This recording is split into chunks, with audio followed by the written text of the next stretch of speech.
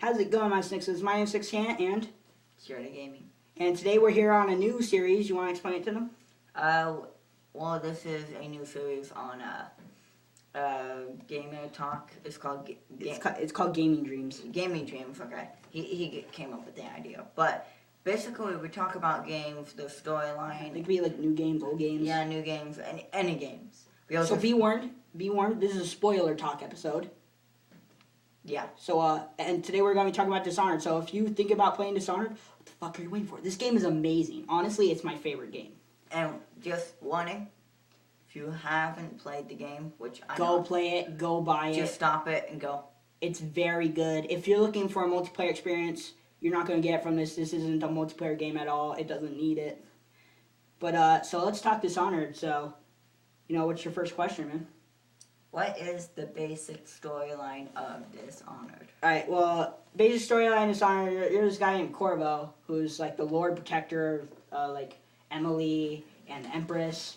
And the Empress is, you go over there and the Empress is killed by this group of assassins led by this guy named Dodd, who you will fight later. Mm-hmm. And, she's killed. Lady Emily is kidnapped and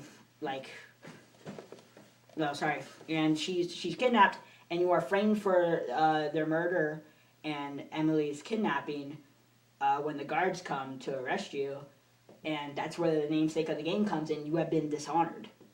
Oh. Mm-hmm. Betrayed, framed, dishonored.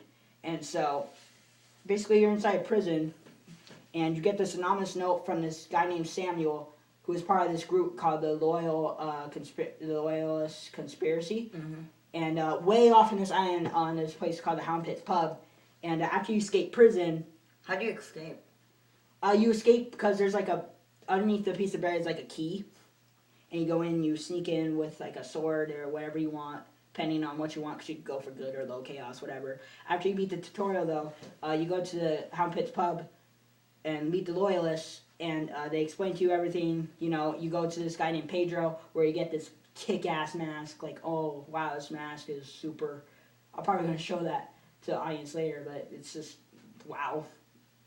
And so you go to sleep that night, and you get a dream, or you're visited by this mysterious person, well talked about, called the Outsider. And the Outsider gives...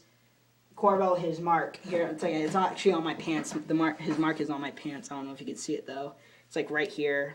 It's really cool. So yeah, can you see it? Yeah, it's the mark. It's on his hand though, and it gives him super amazing powers. They're all can be considered dark powers because, there's this thing called Shadow Kill. If you kill somebody, they'll disappear if they don't see you. Yeah, the whole game is just based around stealth. So it's sort of like what's that game called? The Assassin or something? Assassin's Creed? Yeah. It's not necessarily Assassin's Creed because you have these powers and it's first person. It's fast-paced stealth. Oh, it's a first person? Yeah. It's not necessarily a first-person shooter. You have a sword and stuff. Yeah. Corvo's fucking amazing with this sword, dude. It's like one of those swords where it's like if you hit it in the right spot, the blade will go ch.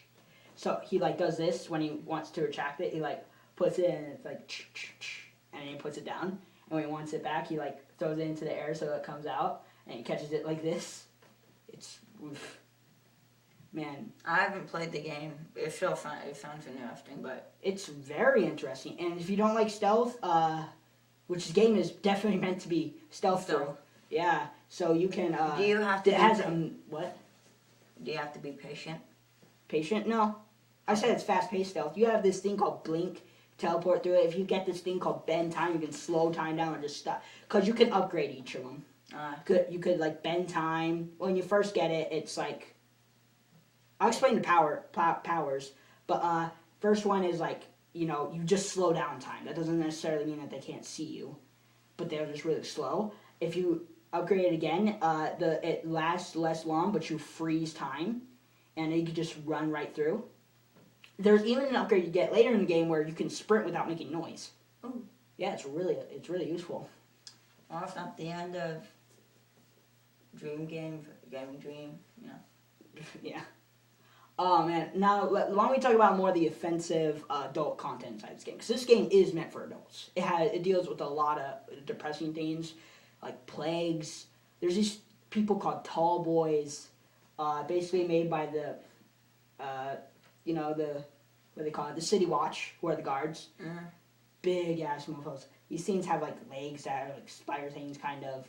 They'll shoot like incendiary bolts at you. By the way, the game doesn't have like bows and arrows. It has crossbows and bolts. If you know what a bolt is, no. I think it shoot. Oh, a bolt is kind of like, it's like an arrow, but it's made of steel. Oh, okay. Yeah, you can't shoot an arrow out of a crossbow. You need a bolt.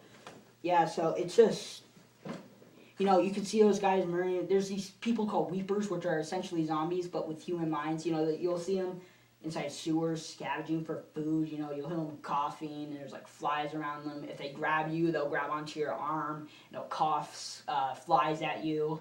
It's just really messed up, and I think what makes it sad is like whenever you find weepers, you'll find a ton of rats. And basically, you'll see like writing on the walls. I remember there's one part, you go to the end of the bridge, and it's like, you see like a weeper girl, and it's like after you kill her, get rid of her, or whatever, you stand on the wall. It says like a girl's name, like a guy's name, like a heart around it. It's like journals about long lost love. It's so depressing. This game is gonna mess with you if you go on high chaos. Man, what else is there? That's inside second level or like the third level of the game, you go into a bathhouse. Seriously, and it's just Bathhouse. you have to kill these two people. Who are Pendletons, I think is how you pronounce their name. Just complete freaks. Basically, the idea of the game is you have to assassinate people or neutralize them, to make Dunwall better. And you do. Except in the end, the loyalists will betray you, they will poison you, and leave you for dead. But this guy named Samuel, this guy is great. This guy is great. He has to give you the poison, but he only gives you half of it. So you can still be alive. And then you wake up. This is where you meet Dodd. Dowd, I think is how you pronounce his name, actually. So you meet Dodd, but I think we could explain this in the next episode. What do you think? Yeah. Yeah. So you know what? See you next time on Gamer Dreams.